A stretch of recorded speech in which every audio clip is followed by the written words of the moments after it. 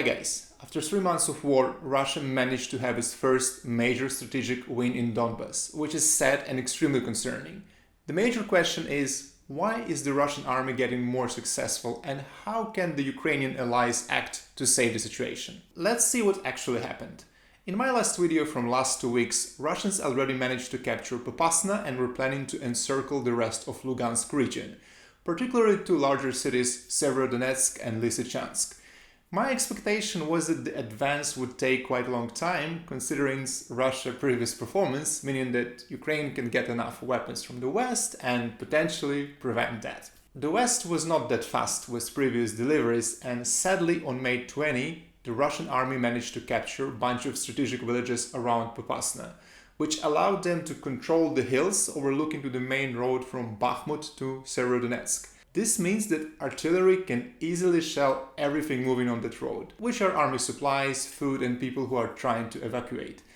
There is a second road up north which can be used alternatively, but it definitely helps the encirclement. On May 24, Russia managed to take a portion of that main road, but the Ukrainian army pushed them back on May 25. For the last 5 days, there were surprisingly no advances in that direction, only shelling, which is a bit puzzling.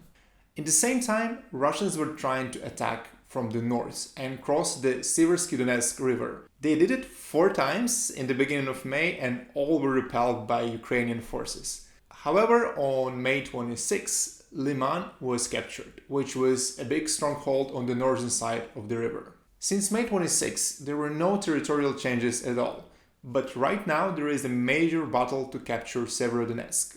It's hard to say how long Ukrainian forces can hold it, the reports saying that Russians already reached the center of the city. It's highly likely that the city will be captured next week and all the Ukrainian army will cross the river back and make a stronghold in Lysychansk, controlling normal land beyond Siversky Donetsk river. Is it really a terrible loss of land and the end of the world for Ukraine? Well, I guess no. Russia managed to change its military leadership and prepared quite well for the second part of the war. Instead of attacking 5 different directions, there is only one in Donbass.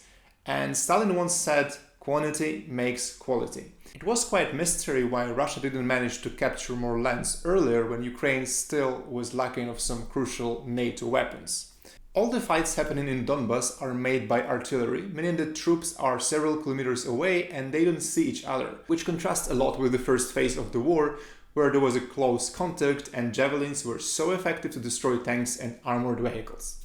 Let's compare Russian artillery to Ukrainian one. Russian works in quite a down way. They are using MLRS, multiple launch rocket system, like TOS-1, also known as Buratino or Solntsepek, and they can shoot in range of 10 kilometers, not so precise, but covers a large area, using vacuum bombs and burns everything around. Basically, it's a weapon of mass destruction and Russia has an enormous number of them. Ukrainian artillery is very different. They are mostly using single rocket howitzers. Instead of approximate aiming, they are using a special Ukrainian-made software called Kropyva, which is Ukrainian for nettle. This can be run on any cheap Android tablets and be connected with cheap consumer-grade drones. Drones are flying around the enemy and software calculates the precise coordinates of the objects. The database is shared and with help of Starlink it works really well. Then the howitzer fires and missiles usually hits the goal. Ukraine also claims to have the best artillery school in the world. All that means that Ukrainian artillery is probably 10 times more cost efficient than the Russian one, but Russians have 20 times more of the rockets, which gives Russia an advantage at the end. Recently, Ukraine got a bunch of NATO M777 howitzers, which are extremely precise, increasing the working range to at least 25 kilometers, meaning that it can potentially destroy the Russian MLRS before it's in the range of it. But so far only 90 of M777 were delivered, which is not enough to make a difference. What Ukraine urgently needs is MLRS, and the army asked for them for a very long time, and all the time the calls were basically ignored because NATO thought it's an escalation of the conflict and basically crossing the red line with Russia. However, yesterday the US officially confirmed that MLRS will be delivered soon to Kiev, and Biden assured that the range of this will be limited and won't be able to reach Russia, which probably means 70 kilometers range, which is far more superior than any Russia TOS. How many of them will be delivered and how soon? It's a big question. Unfortunately, the US and the West don't want to overarm Ukraine and prefer to deliver only some of them and see the Russia's next step. Realistically, all the weapon deliveries are getting much later than expected, and in the best scenario, Ukraine can get enough weapons to shift the balance somewhere in July. Most likely, June will be a bad month for Ukraine. How bad, it's unclear. It is highly likely that the river will stop Russian advance for a while. Also, the forces must take a break. There is a hidden conscript in Russia, and a bunch of people with military experience recently joined the contract army. And according to rumors, these new units should be ready in the middle of June. Then there will be a rotation. It is highly likely that these guys won't be as efficient as the current forces, so there might be some prolonged pause and then phase 3 of the war. For Putin, it's crucial to take Sloviansk and Kramatorsk, since there is an artificial water canal coming from Seversky Donetsk down to Donetsk in Mariupol, which was built by Stalin, and this is basically the only reason why life there is possible. Otherwise, it's a lonely steppe. That channel was seriously damaged within the last 3 months, and there is no water in Donetsk and Mariupol at the moment. Now there is a big question: when and how Russia wants to end this war. Last week, all Putin's agents and useful idiots started to push the idea that Ukraine must accept some territorial losses and sign a peace deal with Putin. Macron, Scholz, Draghi, Berlusconi, the 99 years old corpse of Henry Kissinger, and of course, the New York Times. At that moment, you realize that Elon Musk is not the richest man on the planet.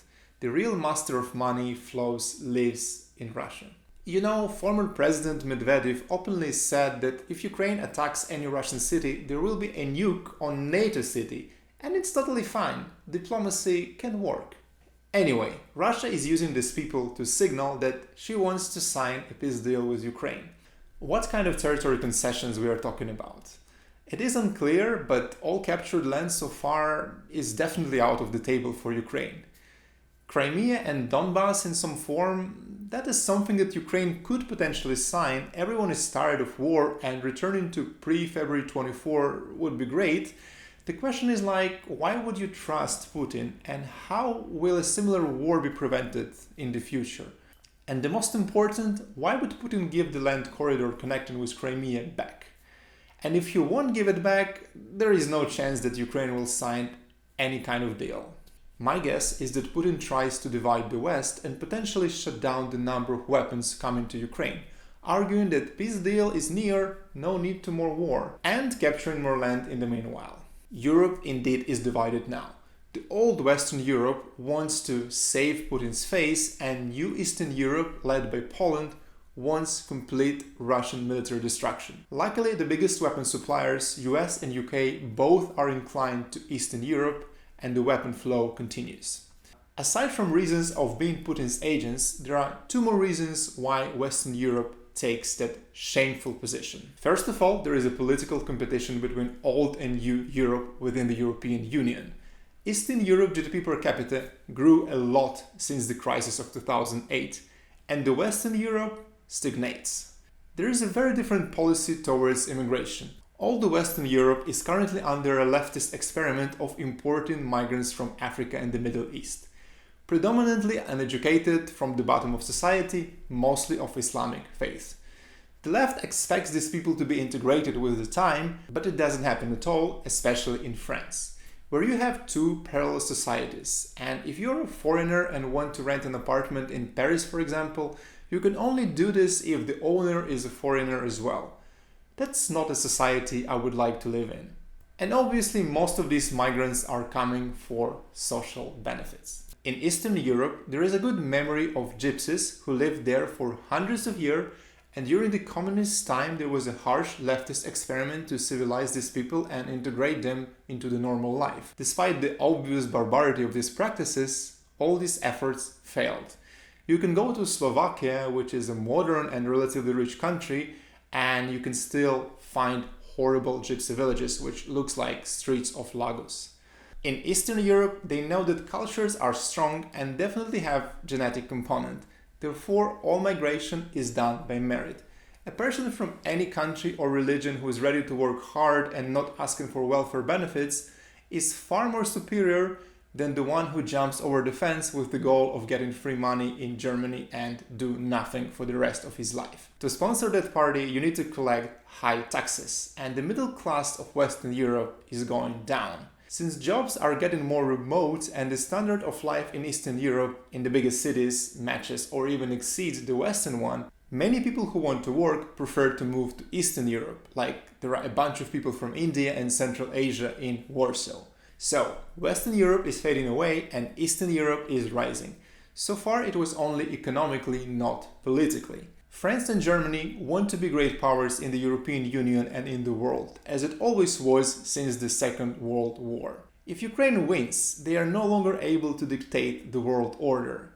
United States, United Kingdom, Ukraine and Eastern Europe are the new winners. Ukraine plus Poland being integrated into the EU would make a new, very strong European power, which is not what Western Europe wants.